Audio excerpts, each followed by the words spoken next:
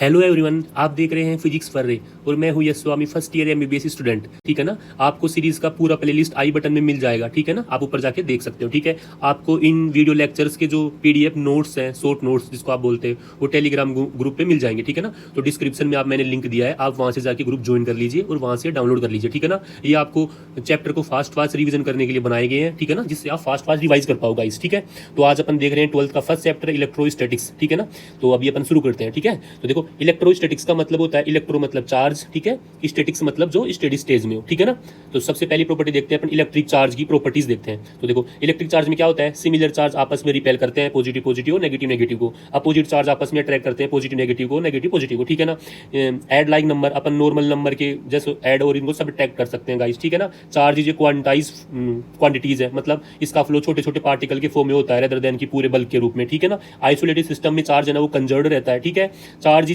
Is invariant form the frame of reference. Charge इस बात पे डिपेंड नहीं करता है कि चार्ज को आप मून पे लेके जा रहे हो या अर्थ से, उसकी वैल्यू फिक्स ही रहती है गाइस। यहाँ पे एक पार्टिकल दिया गया जिसका मास m है और उस पे चार्ज 0 है। ठीक है ना, यदि उससे इलेक्ट्रॉन का रिलीज हो गया तो वो पॉजिटिव बनेगा, यदि वो इलेक्ट्रॉन को गेन करेगा तो नेगेटिव बनेगा। जब वो नेगेटिव बनेगा तो उसका मास थोड़ा सा बढ़ जाएगा, या जो पॉजिटिव बनेगा तो उसका मास थोड़ा सा घट जाएगा, क्योंकि उसमें से पार्टिकल बाहर निकल गए हैं। ठीक है ना, repulsion is a true test of electrification, ये लाइन कभी कभी पूछ ली जाती है सही करके। ठीक है, यहाँ पर अपन देख रहे हैं charge density, linear charge density होती है Q/L, एरियल चार्ज डेंसिटी होती है Q/A, वैसे ही वॉल्यूमेट्रिक चार्ज डेंसिटी होती है Q/V। ठीक है ना, और इसका यूज कैसे करते हैं सर, जब अपन डेरिवेशन करते हैं ना, तो अपन देखते हैं अपन ने एक स्मॉल चार्ज ले लिया dq। ठीक है ना, तो उसमें ये सब चीजें यूज आती हैं। अपन नेक्स्ट देखते हैं सबसे इंपॉर्टेंट जो इलेक्ट्रोस्टैटिक्स का है, कुलाम्स लॉ। कुलाम्स लॉ क्या होता है गाइस, दो चार्ज आपस में इंटरेक्शन करके जो फोर्स क्रिएट करते हैं ना, उसको अपन कुलाम्स लॉ से डिराइव करते हैं। ठीक है ना, तो देखो कुलाम्स लॉ का क्या फॉर्मूला आ गया, F = K(Q1Q2)/r²। गाइस ठीक है ना, देखो F आपको पता है, F एक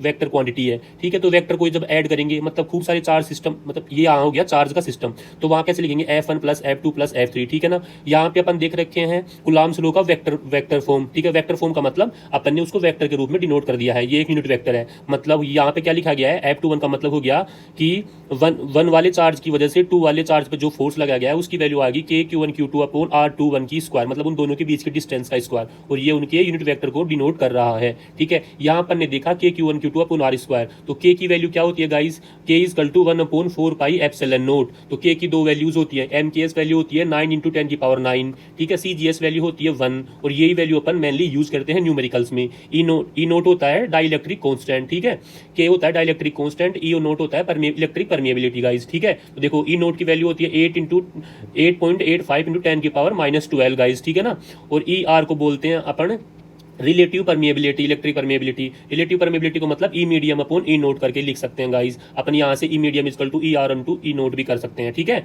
और रिलेटिव परमिएबिलिटी एयर की होती है 1, और जो कंडक्टेंस होते हैं, कंडक्टर होते हैं, उनकी होती है इनफाइनाइट गाइस। ठीक है, नेक्स्ट पॉइंट देखते हैं अपन, equilibrium in rope and particle system guys. ठीक है ना, ये इतना इंपॉर्टेंट नहीं है, लेकिन PYQ में इसके बेसिस पे कुछ सवाल आए गए हैं। ठीक है ना, तो इसीलिए मैंने करवा दिया, आप एक बार समझ लो। ठीक है, देखो ये एक कोई रूफ है। ठीक है ना, ये रूफ है, उस पे दो चार्ज पार्टिकल है ना जो हैंग किए गए हैं, एक है M1 मास का, एक है M2 मास का। ठीक है, इस पे चार्ज है Q1, इस पे चार्ज है Q2, इन दोनों को एक L लेंथ की रोप से कनेक्ट किया गया है। ठीक है, इन दोनों के बीच की डिस्टेंस है गाइस D, और ये वाली डिस्टेंस है गाइस Y, ये एंगल है अल्फा, ये एंगल है बीटा, और इन दोनों के आपस की डिस्टेंस D1 दे रखा है, यहाँ पे D2 दे रखा है गाइस। बताओ M1 पे नीचे ग्रेविटेशनल फोर्स कितना लगेगा, M1G, इस पे M2G, इस पे इलेक्ट्रिक फोर्स आपस में रिपल्सन वाला फोर्स लगेगा, तो वो कितना लगेगा, K(Q1/d², यहाँ भी K(Q1Q2/d² हो गया गाइस। ठीक है, अब देखो ये भी एक फोर्स है और ये भी एक फोर्स है, फोर्स एक वेक्टर है, तो वेक्टर का रिजल्टेंट निकालने के लिए अपन ने कर दिया √FE² + M2G²। इधर भी अपन ने सेम ऐसे ही कर सकते हैं, FE² + M1G²। ठीक है, अब देखते हैं अपन tan अल्फा गाइस। अपन ने देखा कि ये वाली लाइन, ऐसे वाला एंगल और ये वाला एंगल तो सेम है। ठीक है, तो अपन यहाँ से निकाल लेंगे tan अल्फा की वैल्यू। देखो tan थीटा क्या होता है, L/A, तो देखते हैं ये tan थीटा, तो ये देखो ये वैल्यू कितनी है, ये डिस्टेंस के रूप में देखते हैं पहले तो ये वैल्यू ये वाली, तो D1/Y, और फोर्स के रूप में FE/M1G, इधर भी ऐसे ही कर लेंगे, बीटा की वैल्यू निकाल लेंगे। ठीक है ना, तो tan theta proportional to 1/m, देखो यहाँ प्रोपोर्शनलिटी 1/m क्या आ रही है। ठीक है, ये बोल रहा है कि यदि उसको G = 0 वाले एरिया में लेकर जाए, मतलब जहाँ पे ग्रेविटेशनल फोर्स ही नहीं है, ग्रेविटी नहीं है, तो थीटा = 180 हो जाएगा, मतलब सिस्टम ऐसा हो जाएगा गाइस। ठीक है ना, ये फॉर्मूले मैंने बता दिए, जब आप न्यूमेरिकल सोल्व करोगे ना, तो इनके यूज भी आप इनकी एप्लीकेशन भी आपको समझ में आ जाएंगे, ठीक है। अब देखते हैं अपन इलेक्ट्रिक फील्ड। इलेक्ट्रिक फील्ड का फॉर्मूला कैसे निकालते हैं guys, F equal to Q dot E, F equal to Q dot E, ये फोर्स का फॉर्मूला है, इलेक्ट्रिक फोर्स का, या किसी भी फोर्स का निकाल सकते हैं अपन। ये उसकी क्वांटिटी हो गई और ये उसका फील्ड हो गया, ऐसे करके, ठीक है। तो इलेक्ट्रिक फील्ड हो गया force upon Q note, force upon Q note हो गया, वोल्ट अपॉन मीटर, मीटर होगी इसकी यूनिट होगी, डायमेंशन अपन ये निकाल लिया गाइस। इलेक्ट्रिक फील्ड एक वेक्टर फॉर्म है, वेक्टर क्वांटिटी है गाइस, ठीक है। देखो इलेक्ट्रिक फील्ड की डायरेक्शन दे रखा है अपने को, ठीक है। अब देखो बता रखा है इससे कि पॉजिटिव चार्ज पे जो फोर्स लगता है ना वो इलेक्ट्रिक फील्ड की डायरेक्शन में लगता है, और नेगेटिव चार्ज पे जो फोर्स लगता है ना वो इलेक्ट्रिक फील्ड की डायरेक्शन की अपोजिट डायरेक्शन में लगता है गाइस। फिर आगे इधर इलेक्ट्रिक फील्ड लाइंस दे रखी है। देखो इलेक्ट्रिक फील्ड लाइन है ना जो पॉजिटिव से तो ओरिजिनेट होती है और नेगेटिव में जाके टर्मिनेट हो जाती है गाइस, ठीक है। अब देखते हैं इलेक्ट्रिक फ्लक्स। देखो इलेक्ट्रिक फ्लक्स क्या होता है पहले समझते हैं अपन कि एक एरिया के परपेंडिकुलर कितनी इलेक्ट्रिक फील्ड लाइंस जा रही हैं, मतलब कितनी लाइंस उसको ना परिच्छेदित करके जा रही है, मतलब उसमें से निकल के जा रही है, उसी को बोलते हैं अपन इलेक्ट्रिक फ्लक्स बोलते हैं गाइस। देखो तो फ्लक्स का फॉर्मूला आता है ई डॉट ए, ई डॉट ए, ई डॉट ए मतलब ई ए कोस थीटा। तो आप इसे ऐसे निकाल लो, ई मतलब electric perpendicular field lines, perpendicular field lines है ये, और एरिया मतलब एरिया एक वेक्टर फॉर्म है और मैक्सिमम परपेंडिकुलर एरिया लेते हैं अपन जब खूब सारे एरियाज हो। तो जब अपन ट्यूशन प्रैक्टिस करेंगे तो ये चीजें समझ जाएंगे गाइस, ठीक है। और देखो फ्लक्स की यूनिट कितना आती है, newton upon coulomb into metre square, वो इससे निकाल दिए। न्यूटन इनटू कूलम हो गया इलेक्ट्रिक फील्ड का और मीटर स्क्वायर हो गया एरिया का, तो हो गया वोल्ट इनटू मीटर हो गया। डायमेंशन भी अपन निकाल के लिख सकते हैं गाइस, ठीक है। आप इन सब चीजें लिख लेना, बार बार रिवाइज करना, आपको काम आएंगे गाइस। देखो कैसे निकालेंगे, जैसे कोई ये एरिया दे रखा है ये, ठीक है। देखो एरिया वेक्टर हमेशा सरफेस के परपेंडिकुलर आउटर साइड में होता है। तो देखो इसका इस साइड का एरिया इधर वेक्टर इधर हो गया, इस साइड का एरिया वेक्टर इधर हो गया गाइस, ठीक है। इलेक्ट्रिक फील्ड तो एक ही डायरेक्शन में होगा, इलेक्ट्रिक फील्ड दे रखा है अपने कुछ डायरेक्शन में। देखो इस एरिया को कितने सारा इलेक्ट्रिक लाइंस आपस में इसके अंदर से जा रही है परपेंडिकुलर होकर, ये सारी जा रही है, ठीक है, और इसमें से भी सारी जा रही है। लेकिन देखो इसमें लोचा है, ये फर्स्ट सरफेस मान लो, ये सेकंड सरफेस मान लो। फर्स्ट सरफेस का मतलब इनसाइड वाला, तो क्यू इन इक्वल टू हो गया ई डॉट ए, तो ई एल स्क्वायर कोस थीटा। तो देखो बताओ ई वेक्टर और ए वेक्टर के बीच में एंगल कितना हो गया गाइस, ये 0 डिग्री थोड़ी ना, ये तो 180 डिग्री है। कोस 180 का मतलब होता है -1 मतलब E minus E L square. वैसे अपन थीटा 2 का फाई 2 निकालेंगे तो हो जाएगा पॉजिटिव ई एल स्क्वायर, क्योंकि ये थीटा की वैल्यू आ जाएगी यहाँ से 0 डिग्री गाइस। तो जब फाइन ऐड करेंगे ना वो phi 1 plus phi 2 equal to 0 आ जाएगा, ठीक है गाइस। आप देखते हैं गाउस थ्योरम देखते हैं, या फ्लक्स निकालने की जो गाउस का लॉ है वो क्या है। देखो ये ओनली फॉर क्लोज सरफेस के लिए अप्लाई होता है गाइस, किसके लिए, क्लोज सरफेस होना जरूरी है, उसको अपन गाउसियन सरफेस भी बोलते हैं। और इसका फॉर्मूला आता है phi equal to q in upon epsilon naught. Q in मतलब इनसाइड में जितना चार्ज है उस सरफेस के वो टोटल, और एप्सिलॉन नोट मतलब आपको पता ही है, ठीक है। तो phi equal to E dot A, phi equal to E dot A, ये अपने को ऊपर वाले फ्लक्स से पता चल गया और ये अपन को इस वाले फ्लक्स से पता चल गया। अब देखो इन दोनों फ्लक्स के फॉर्मूले को अपन इक्वल करके बाकी के इलेक्ट्रिक फील्ड को निकाल लेंगे अपन। तो ई डॉट ए अपन ने फ्लक्स से निकाल लिया, ये अपन ने गाउसियन सरफेस बना के निकाल लिया, ठीक है। अब इसी गाउसियन सरफेस का यूज करके अपन डिफरेंट बॉडीज के लिए इलेक्ट्रिक फील्ड का वैल्यू निकाल लेंगे, ठीक है ना। देखो इलेक्ट्रिक फील्ड सबसे पहले देखेंगे अपन पॉइंट चार्ज यूनिट से। पॉइंट चार्ज यूनिट से कितना होता है, ई इक्वल टू के क्यू अपॉन आर स्क्वायर। देखो अब इसमें प्रोपोर्शनलिटी क्या है guys, E proportional to 1 by R square, 1 by R square, और ये इसका ग्राफ बना लेंगे, ठीक है ना। देखो पॉजिटिव से इलेक्ट्रिक फील्ड लाइन बाहर की ओर और नेगेटिव की अंदर की ओर, मतलब नेगेटिव आपस में टर्मिनेट करता है, पॉजिटिव बाहर ओरिजिनेट करवाता है, ठीक है। वैसे ही इनफाइनाइट लाइन चार्ज जैसे ऐसे वाला कि वो इनफाइनाइट लेंथ का है और ये चार्ज उसमें, ठीक है ना, क्योंकि लाइन है तो लीनियर डेंसिटी आएगी, मैंने बताया था क्यू बाई एल, ठीक है। देखो तो इसका एक फॉर्मूला क्या आता है, E equal to 2k lambda upon R. तो रिलेशन क्या है, ई और आर के बीच में ये वाला, ई प्रोपोर्शनल टू 1 बाई आर के। डायरेक्ट फॉर्मूला याद करो आप, ठीक है। फिर देखते हैं अपन सॉलिड कंडक्टिंग स्फीयर और होलो स्फीयर। देखो गाइस जो कंडक्टर होते हैं ना, कंडक्टर उनमें चार्ज ओनली सरफेस पे ही होता है। कहाँ पे होता है, ओनली सरफेस पे। तो कंडक्टर तो वैसे होलो की तरह ही यूज होते हैं, ठीक है। तो कहीं पे होलो दे रखा हो या फिर कहीं पे कंडक्टर दे रखा हो ना, मतलब एक ही होता है। वैसे नॉन कंडक्टिंग होते हैं ना, उनमें चार्ज है ना पूरी बॉडी में डिस्ट्रीब्यूट होता है, तो उसको सॉलिड बोलते हैं, ठीक है। तो सॉलिड बोलो या फिर नॉन कंडक्टिंग बोलो, एक ही बात है, ठीक है। वैसे देखो तो सॉलिड कंडक्टिंग स्फीयर या फिर होलो स्फीयर, ठीक है, इसमें देखते हैं अपन। देखो ये आर इस रेडियस से भी ज्यादा है, आर मतलब रेडियस से ज्यादा है, मतलब कौन सा पॉइंट है, आउटर साइड का पॉइंट है। ये इसके सरफेस का पॉइंट है, ये आर इस रेडियस से कम है, मतलब हो गया इनसाइड का पॉइंट। अब इन तीनों कंडीशन में अपन इलेक्ट्रिक फील्ड देखेंगे। इस कंडीशन में क्या होगा, ई इक्वल टू के क्यू अपॉन डिस्टेंस का स्क्वायर, इसमें ई इक्वल टू के क्यू अपॉन रेडियस का स्क्वायर। और इनसाइड में कुछ भी नहीं होता है कंडक्टेंस में, क्योंकि इनसाइड में तो इलेक्ट्रिक चार्ज ही नहीं होता, तो फील्ड भी नहीं होता, ठीक है। ये अपन ग्राफ बनाएंगे गाइस, क्योंकि सरफेस तक तो उसकी प्रोपोर्शनलिटी 0 पर थी, तो इलेक्ट्रिक फील्ड ही नहीं है। उसके बाद में E proportional to 1 upon R square हो गया गाइस। ये याद रखने हैं, ये काम आते हैं बार बार, ठीक है। फिर देखते हैं अपन फोर्थ नंबर पे सॉलिड नॉन कंडक्टिंग स्फीयर के लिए मैंने बताया कि नॉन कंडक्टिंग में चार्ज है ना उनके वॉल्यूम में पूरे डिस्ट्रीब्यूट होकर रहता है, ठीक है। तो ये वैसे हो गया R E greater than radius, तो ये हो गया आउटर साइड वाला पॉइंट, ये सरफेस वाला पॉइंट और ये उसके इनसाइड वाला पॉइंट, ठीक है। तो ई इजकल टू के क्यू अपॉन डिस्टेंस का स्क्वायर, ई इजकल टू के क्यू अपॉन रेडियस का स्क्वायर, और जो इनसाइड का फॉर्मूला है ना ये अपने को अच्छे से याद के रखना, ये थोड़ा अलग आता है, ठीक है गाइस। तो ई इजकल टू के क्यू आर अपॉन रेडियस का स्क्वायर, या फिर अपन इसको लिख सकते हैं rho r upon 3 epsilon naught करके। देखो ये कैसे आया, ये आया rho equal to q upon V करके, ठीक है ना। इसको जब इसमें पुट करेंगे ना तो ये आ जाएगा गाइस। प्रोपोर्शनलिटी देखते हैं, आउटर साइड में ई, आउटर साइड में क्या था, आउटर साइड में जब जाते हैं तो E proportional to 1 upon R square की प्रोपोर्शनल था, इन साइड में जाते हैं तो क्या था, ई प्रोपोर्शनल टू आर के। तो ग्राफ बन गया गाइस ये वाला, ठीक है। फिर देखते हैं रिंग के एक्सिस पे कितना इलेक्ट्रिक फील्ड होता है। देखो गाइस ये एक रिंग है जिसमें प्लस लैम्डा या कुछ भी जो चार्ज डेंसिटी आपको देके रखेगा, ठीक है। इसकी रेडियस आर है गाइस, और इसके सेंटर से एक्स डिस्टेंस पे अपने को इलेक्ट्रिक फील्ड ज्ञात करना है। तो ई का फॉर्मूला आता है ई इजकल टू के q x x upon root कोष्टक R square plus x square का 3/2, ठीक है ना। ये आता है इसका इलेक्ट्रिक फील्ड का, ये याद रखना है गाइस, ठीक है। और एट द पॉइंट एक्स की वैल्यू जब plus minus R upon root 2 होता है ना, उस कंडीशन में इलेक्ट्रिक फील्ड की मैक्सिमम वैल्यू आती है, वो आती है गाइस 2/3 रूट। अब देखते हैं गाइस अपन infinite long uniform charge sheet का, मतलब सीट है इनफाइनाइट लेंथ की है, ठीक है ना। देखो कंडक्टिंग सीट होगी ना तो उसमें दो सरफेस बनती है इधर उधर, और यदि नॉन कंडक्टिंग सीट होती है ना तो उसमें एक ही सरफेस बनती है गाइस, ऐसे याद रखना। देखो एक सरफेस के लिए इलेक्ट्रिक फील्ड की वैल्यू आती है E equal to sigma upon 2 epsilon naught आती है। लेकिन जब कंडक्टिव आती है ना तो उसको 2 सरफेस से गुना करते हैं अपन, तो 2 into sigma upon 2 epsilon note से करेंगे तो फॉर्मूला आएगा सिग्मा अपॉन एप्सिलॉन नोट, क्योंकि कंडक्टर में अपने 2 लेयर आती हैं। तो मैंने कैसे बताया, नॉन कंडक्टिव में एक लेयर बनती है तो सिग्मा अपॉन 2 एप्सिलॉन नोट होता है, और कंडक्शन में 2 लेयर बनती है तो सिग्मा अपॉन एप्सिलॉन नोट हो जाता है गाइस। देखो आर्क के कारण कितना हो गया, देखो ये आर्क है अल्फा एंगल का, ठीक है, और इसमें प्लस लैम्डा ने इलेक्ट्रिक चार्ज डेंसिटी है। तो ई का फॉर्मूला आएगा guys E equal to 2k lambda upon R sine alpha by 2 guys, ये भी याद रखो।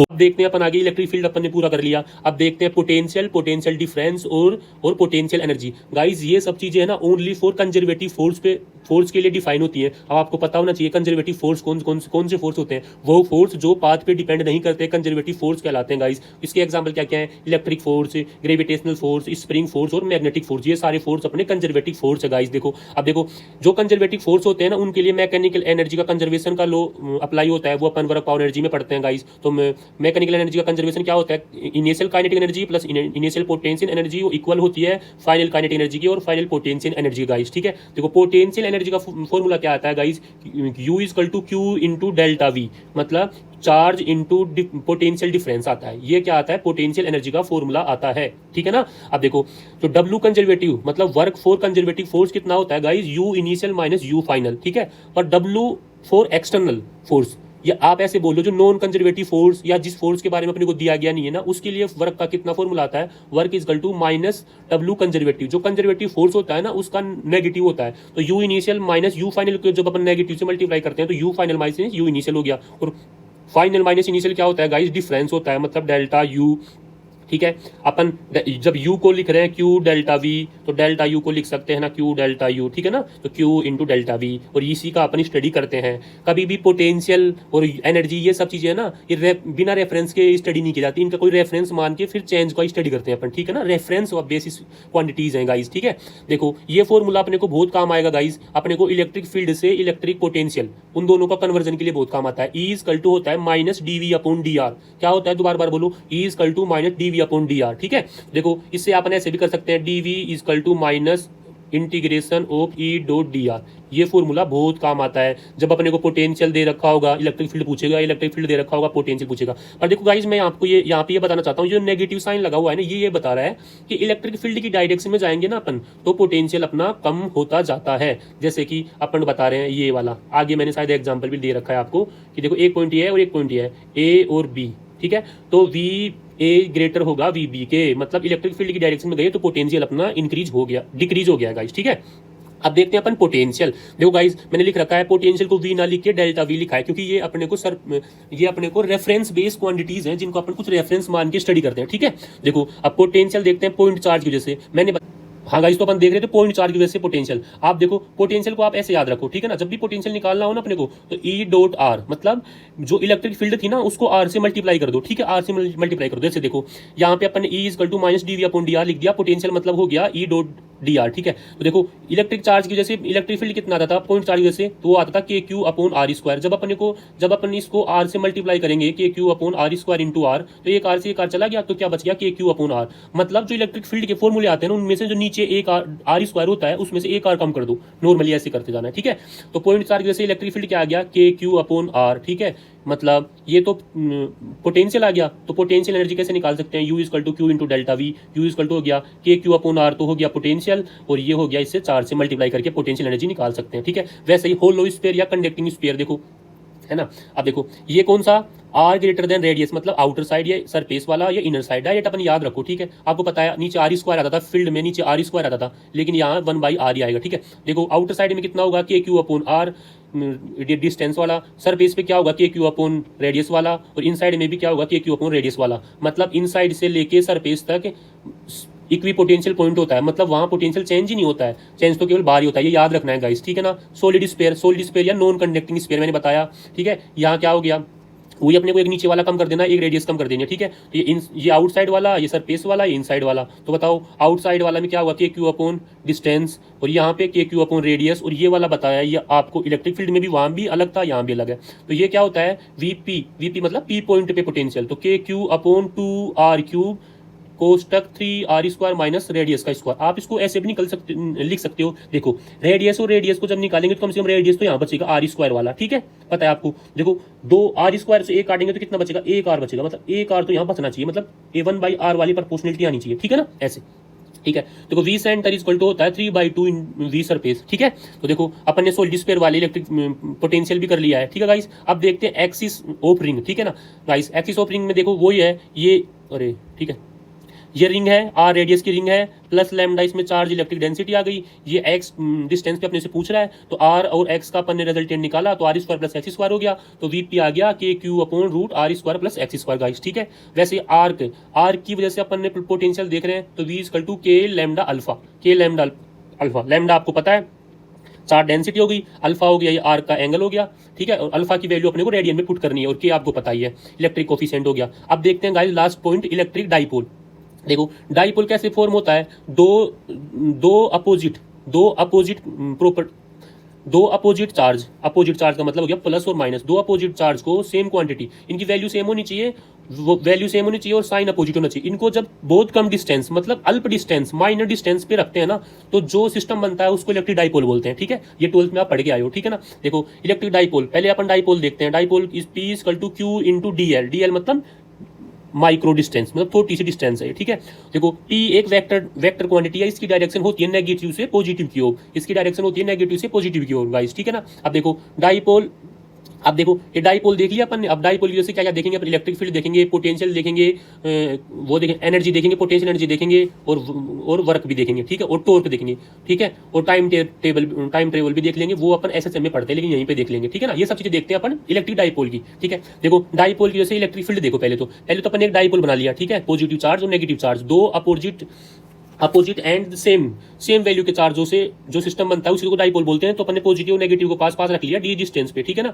देखो इस लाइन इनके सामने इस लाइन को तो बोल दिया अपन एक्सिस, इसको बोल दिया अपन इक्वेटोरियल, ठीक है ना, ठीक है, एक्सिस और इक्वेटोरियल, ठीक है। देखो डाइपोल की डायरेक्शन किधर होती है, डाइपोल की डायरेक्शन होती है नेगेटिव से पॉजिटिव, तो देखो नेगेटिव से पॉजिटिव की डायरेक्शन दे दिया अपने को, ठीक है।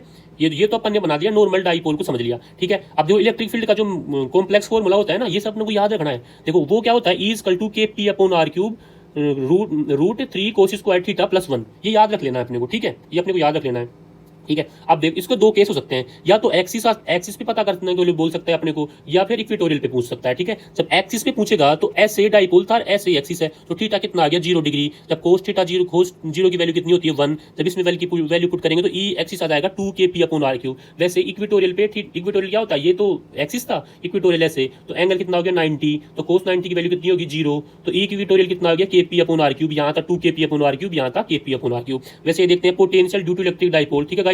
इसमें देखो V का जो कॉम्प्लेक्स फॉर्मूला है वो देखते हैं, V equal to K P cos theta upon R square, ये थीटा वही है, डाइपोल और जो एक्सिस आएगा या फिर इक्वेटोरियल आएगा उसके बीच का एंगल, ठीक है। देखो यदि पॉइंट, क्योंकि इलेक्ट्रिक फील्ड तो ना जो वेक्टर था तो वहां तो पॉजिटिव नेगेटिव का सीन नहीं था, पर यहाँ देखो यदि पॉइंट है ना, पॉइंट यदि पॉजिटिव चार्ज के पास है तो फिर इलेक्ट्रिक पोटेंशियल है ना पॉजिटिव आएगा, नेगेटिव चार्ज के पास है तो वो नेगेटिव हो जाएगा, ठीक है। अभी अपन ने देख लिया ये कॉम्प्लेक्स फॉर्मूला देख लिया। अब देखते हैं यदि एक्सिस पे जाएंगे तो थीटा इक्वल टू 0, तो कोस जीरो का मतलब हो गया 1, तो वी एक्सिस इक्वल टू होता है kp/r²। देखो अपन ये देख लो, वी में अपन ने मैंने बताया 1/r की प्रोपोर्शनलिटी आती है, ये होता है q इंटू आर और नीचे r² लिखा हुआ है, तो देखो प्रोपोर्शनलिटी तो वही आई ना 1/r की। जब कंफ्यूजन हो ना अपने को तब ऐसे देखते हैं, ठीक है ना। देखो और इक्वेटोरियल पे थीटा इक्वल टू 90 डिग्री, तो मतलब cos 90 का मतलब वैल्यू 0, तो वी इक्वेटोरियल हो गया 0। तो बताओ डाइपोल की वजह से ना एक्सिस पे पोटेंशियल आता है kp/r² और इक्वेटोरियल पे आता है 0, ठीक है। अब देखते हैं torque potential energy due to dipole. देखो टॉर्क क्या होता है, टॉर्क का फॉर्मूला नॉर्मल टॉर्क रोटेशन में पढ़ते हैं वो होता है आर इंटू एफ। यहाँ पे क्या होगा पी इंटू ई, पी इंटू मतलब पी ई साइन थीटा। देखो पी की डायरेक्शन ये रही और ई की डायरेक्शन ये रही, ठीक है। इन दोनों के बीच का एंगल अपने को दे रखा होगा, ठीक है। डब्ल्यू का फॉर्मूला कार्य वर्क का फॉर्मूला आता है W equal to P E cos theta 1 minus cos theta. तो वो इसको बोलेगा कि डाइपोल को इस एंगल से लेके अपने को इस एंगल तक लेके गए, तो अपने को जो बीच में वर्क किया गया उसका वैल्यू बताओ, तो अपन इससे निकाल लेंगे। पोटेंशियल एनर्जी होती है डाइपोल की वजह से माइनस पी डॉट ई, तो पी डॉट ई को सोल्व करेंगे तो minus P E cos theta guys, ठीक है। अब सिस्टम ऑफ ड्रॉप्स देखते हैं, उसमें बोलता है इतनी ड्रॉप छोटी ड्रॉप को मिलकर बड़ी बना लिया या बड़ी को मिलकर छोटी बना दिया, वो वाले सिस्टम। ये फ्लूइड में भी काम आता है, इधर भी काम आता है। देखो अब कैपिटल आर मतलब बिग बबल की रेडियस है, स्मॉल आर मतलब स्मॉल वाली की, एन मतलब नंबर। देखो आर बिग इक्वल टू होता है एन की power 1/3 R small, E big होता है एन की पावर 1/3 ई स्मॉल, और वी बिग होता है एन की पावर 2/3 वी स्मॉल, ठीक है गाइस, ये याद रखना आप, ठीक है ना। अब देखो एक्सिस मतलब पी एक्सिस मतलब प्रेशर एक्सिस, ठीक है ना। देखो इलेक्ट्रिक फील्ड इलेक्ट्रिक प्रेशर क्या होता है गाइस, देखो ये बबल है, ठीक है, बबल है। इस पे अपने को चार्ज दे रखा है पॉजिटिव लैम्डा या कुछ भी दे रखा है मान लो, ठीक है ना। तो देखो जो इलेक्ट्रिक प्रेशर का फॉर्मूला आता है ना, इलेक्ट्रिक प्रेशर का या कैपेसिटर में पढ़ोगे जब दो प्लेटों के बीच में प्रेशर देखते हैं अपन, तो इलेक्ट्रिक प्रेशर का फॉर्मूला आता है σ²/2 एप्सिलॉन नॉट। क्या σ²/2 एप्सिलॉन नॉट, ठीक है। अपन इस बबल है ये बबल, तो अपन सरफेस टेंशन में जाके देखते हैं कि एक सरफेस की वजह से जो प्रेशर आता है ना वो आता है गाइस 2T/r। क्या आता है 2T/r आता है, लेकिन ये तो तब यूज करते हैं अपन जब ड्रॉप हो, पर बबल होता है ना तब दो सरफेस होती है। दो सरफेस मतलब सरफेस वो होती है जो एयर के डायरेक्ट में कनेक्ट हुए, तो बबल के अंदर भी एयर होती है बाहर भी एयर होती है, तो दो सरफेस हो गई। तो पी कितना आ गया सरफेस टेंशन की वजह से 2 × 2T/r, जो मैंने यहाँ पे लिख दिया है गाइस। अब पी एक्सिस क्या होता है, मतलब एक्सिस का मतलब हो गया कि दोनों की जैसे प्रेशर डिफरेंस। देखो सरफेस टेंशन इसको आपस में इसको ना कोलैप्स करने की कोशिश करेगा, आपस में बुलबुले को पिचकाने की कोशिश करेगा। वहीं जो इलेक्ट्रिक फील्ड ये जो चार्ज की वजह से ना चार्ज रिपेल करके उसको वापस से ओपन करने की वजह से कोशिश करेगा, ठीक है ना। तो जो इन दोनों के बीच की जो प्रेशर का डिफरेंस है ना उसी को अपन पी एक्सिस बोलते हैं गाइस। तो पी एक्सिस कितना हो गया guys, P axis equal to 4T/r minus σ²/2 epsilon. किसके लिए हो गया ये बबल के लिए हो गया गाइस, ठीक है ना। अब देखते हैं गाइस लास्ट में एक एक्स्ट्रा पॉइंट देख लो, इक्विपोटेंशियल सरफेस क्या होती है गाइस। इक्विपोटेंशियल सरफेस वो होती है जिन सरफेस में पोटेंशियल डिफरेंस 0 हो, मतलब V1 = V2 हो रहा है, तो उसको बोलते हैं हम इक्विपोटेंशियल सरफेस। देखो जो कंडक्टिंग सरफेस होती है ना, कंडक्टिंग सरफेस उसके जो दो पॉइंट होते हैं ना वो हमेशा इक्विपोटेंशियल पॉइंट ही होते हैं, क्योंकि जो कंडक्टिंग सरफेस होती है ना वो उसका पोटेंशियल सेम ही होता है, ठीक है ना गाइस।